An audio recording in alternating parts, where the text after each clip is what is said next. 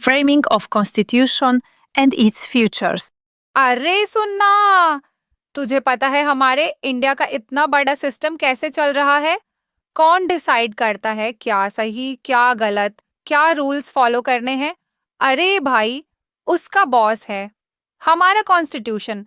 चलो, आज मैं तुझे एकदम इजी और रिलेटेबल तरीके से समझाती हूँ कि ये बना कैसे और इसमें है क्या क्या। कॉन्स्टिट्यूशन का मतलब क्या होता है? तो देखो, जैसे हर गेम का एक रूल बुक होता है, वैसे ही एक कंट्री चलाने के लिए एक बड़ा सा रूल बुक होता है जिसको हम कॉन्स्टिट्यूशन बोलते हैं। इसमें लिखा होता है कि देश कैसे चलेगा, पब्लिक के राइट्स क्या हैं और गवर्नमेंट की लिमिट क्या है। कॉन्स्टिट्यूशन बनाया कैसे गया? चलो एक फ्लैशबैक लेते हैं। देने 1064 में ब्रिटिश सरकार ने एक कैबिनेट मिशन भेजा था इंडिया के इंडिपेंडेंस का सॉल्यूशन निकालने। उनके सजेशन पे एक कॉन्स्टिट्यूएंट असेंबली बनाई गई जिसमें 3 साल 24 लोग द अलग अलग कास्ट, रिलीजन, एरिया, जेंडर के लोग, एकदम देश की जनता का मिक्स था। ये लोग थे जवाहरलाल नेहरू, सरदार पटेल, मौलाना आजाद, सरोजिनी नायडू, विजयलक्ष्मी पंडित और भी बहुत सारे बड़े नाम। और इस असेंबली के प्रेसिडेंट थे डॉक्टर राजेंद्र प्रसाद। फिर एक ड्राफ्टिंग कमेटी बनाई गई जिसका बॉस थे डॉक्टर भीमराव अंबेडकर। इन्होंने पूरा कॉन्स्टिट्यूशन लिखा था। कितना टाइम लगा भाई, मजाक नहीं था ये काम।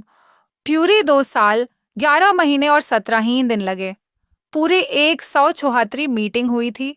हर लाइन, हर रूल पे बहुत डिबेटें हुई। बाकी कंट्रीज के कॉन्स्टिट्यूशन भी पढ़ के डिसाइड किया क्या लेना है क्या नहीं। पहले इसमें 250 आर्टिकल्स और 8 अपेंडिसेस थे, फिर अमेंड करके 250 आर्टिकल्स और 9 अपेंडिसेस बन गए। कब पास हुआ और कब से शुरू? फाइनली 26 नवंबर थेनवी को इसको असेंबली ने पास कर दिया और 26 जनवरी 1900 से ये ऑफिशियली अप्लाई हो गया और उस दिन से हम रिपब्लिक डे मनाते हैं। फीचर्स क्या क्या हैं? इंडिया के कॉन्स्टिट्यूशन में लिखा है हमारे देश का नाम रिपब्लिक ऑफ इंडिया होगा। नेशनल एम्बलम 4 लायंस वाला नेशनल स्लोगन सत्यामेव जयाते, सच की जीत होती है। पब्लिक के राइट्स एंड ड्यूटीज इलेक्शंस का सिस्टम, देश में इमरजेंसी सिचुएशन का क्या करना होगा, स्टेट और सेंट्रल गवर्नमेंट का रिलेशन कैसा होगा, डायरेक्टिव प्रिंसिपल्स, मतलब गवर्नमेंट को कैसे देश सुधरना चाहिए। प्रियम्बल हमारे इंडिया का कॉन्स्टिट्यूशन स्टार्ट होता हद्दू एक छोटी सी लेकिन बहुत इंपॉर्टेंट चीज से जिसका नाम है प्रियम्बल। समझ ले इसको कॉन्स्टिट्यूशन का ट्रेलर या इंट्रो ट्रैक जिसमें पूरी मूवी का मूड सेट कर दिया गया है। प्रियम्बल क्या होता है?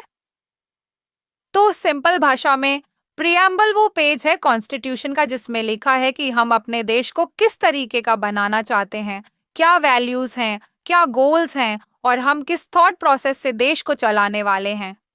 फन फैक्ट, पहले तो ये वैसे ही था, फिर 1976 में 42 अमेंडमेंट आई और इसमें 4 नए शब्द चिपका दिए गए, सोशलिस्ट, सेक्युलर, यूनिटी और इंटेग्रिटी। आज जो प्रियम्बल है ना, वो एकदम हाई वाइब्स वाला है, फुल ऑफ बिग वर्ड्स जो देश की फील और इंटेंशन बताता है। प्रियम्बल की इम्पोर्टेंस अब सोचना, जब भी कोई नया लॉ बनाते हैं या कोई कंफ्यूजन होता है कॉन्स्टिट्यूशन के रूल का मतलब समझने में, तो हम सबसे पहले प्रियम्बल देखते हैं। जैसे किसी गेम का इंस्ट्रक्शन देख के समझते हो ना कि खेलना कैसे है, बस वैसे ही ये एक मॉरल कंपास की तरह काम करता है। जहां कंफ्यूजन हो, बस प्रियम्बल उठाओ, डायरेक्शन मिल जाएगा। और यह भी याद रखना, प्रियम्बल देश के यूनिटी, ब्रदरहुड और हाई आइडियल्स का एक पोस्टर है। प्रियम्बल के पिलर्स चालो अब देखते हैं उसके इम्पोर्टेंट 3 पिलर्स का breakdown. Democracy, socialism, secularism. 1. Democracy, देश का बॉस कौन? पब्लिक। डेमोक्रेसी का मतलब होता है by the people, for the people, of the people. देश का बॉस एक बंदा या एक ग्रुप नहीं होता, बल्कि हर एक सिटीजन होता है। हर 5 साल में हम अपना लीडर सेलेक्ट करते हैं, वोट डाल के, चाहे पीएम हो, सीएम हो या लोकल कॉरपोरेटर। कोई भी इलेक्शन लड़ सकता है, बस एलिजिबिलिटी चाहिए। और ये पावर सिर्फ एक ही ग्रुप के पास नहीं होती, सबके पास इक्वल राइट होता है। तड़का फैक्ट, डेमोक्रेसी वर्ड आया है ग्रीक से। डेमोस मीन्स पब्लिक और क्राटोस मीन्स पावर। और हाँ, अधिकरणों के बाद सबको वोट देने का हक है, चाहे गरीब हो, अमीर हो, किसी भी रिलीजन, कास्ट या जेंडर का हो, सबको इक्वल पावर मिलता है। सोशलिज्म, सबके साथ सबका विकास। इसका मतलब देश का पैसा, पावर और रिसोर्सेज सिर्फ एक बंदे या ग्रुप के पास नहीं होने चाहिए। सबको इक्वल मौका मिलना चाहिए, चाहे गरीब हो या अमीर। इस सतह में 40वीं अमेंडमेंट से इस शब्द को भी चिपकाया गया प्रियम्बल में। इसका में फोकस है कि देश में रिच और पुअर का गैप कम हो, सबको एजुकेशन, हेल्थ, जॉब का इक्वल चांस मिले। मतलब देश एक वेलफेयर स्टेट की तरह चले। सेकुलरिज्म, सबको अपना रिलीजियन चूज करने का राइट। इंडिया एक सेकुलर कंट्री है, मतलब देश का कोई अपना रिलीजन नहीं है। गवर्नमेंट किसी भी रिलीजन का साइड नहीं लेती, न किसी पे जबरदस्ती कर सकती है। हर सिटीजन को अपनी मर्जी से रिलीजन फॉलो करने का राइट है। चाहे तुम पूजा करो, नमाज पढ़ लो या चर्च जाओ, देश के लॉ में सबको इक्वल रिस्पेक्ट मिलता है। और हाँ, सर्वधर्म समाभव, यानी हर धर्म एक समान, ये प्रिंसिपल भी कॉन्स्टिट्यूशन में लिखा हुआ है। कॉन्स्टिट्यूशन के कुछ ऐसे बेसिक फीचर्स की जो इसको दुनिया का सबसे बड़ा और स्पेशल रूल बुक बनाते हैं। तो चलो शुरू करें। 1. Written constitution. हमारा कॉन्स्टिट्यूशन लिखा हुआ है जैसे एक प्रॉपर बुक होती है। कंट्रीज लाइक ब्रिटेन और इजराइल के पास लिखा हुआ नहीं है, पर इंडिया ने अपना पूरा सिस्टम लिख लिया ताकि सबको क्लियर रहे कि देश कैसे चलेगा। 2. Size of the constitution. India का कॉन्स्टिट्यूशन इतना बड़ा है कि इसमें 1355 आर्टिकल्स और 12 स्केड्यूल्स हैं। इसमें हर चीज का रूल लिखा है, जैसे राइट्स, इलेक्शंस, गवर्नमेंट का काम, कानून, सब कुछ। 3. Single citizenship. इंडिया में सिर्फ एक ही सिटीजनशिप होती है, इंडियन। यूएसए में 2 होती हैं, एक कंट्री की, एक स्टेट की। हमारे यहाँ बस एक, इंडियन।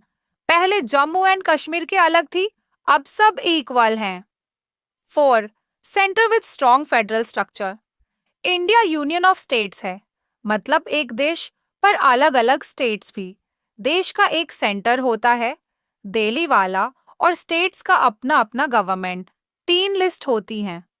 यूनियन लिस्ट, जैसे डिफेंस, रेलवेज, जो सिर्फ सेंटर डिसाइड करे।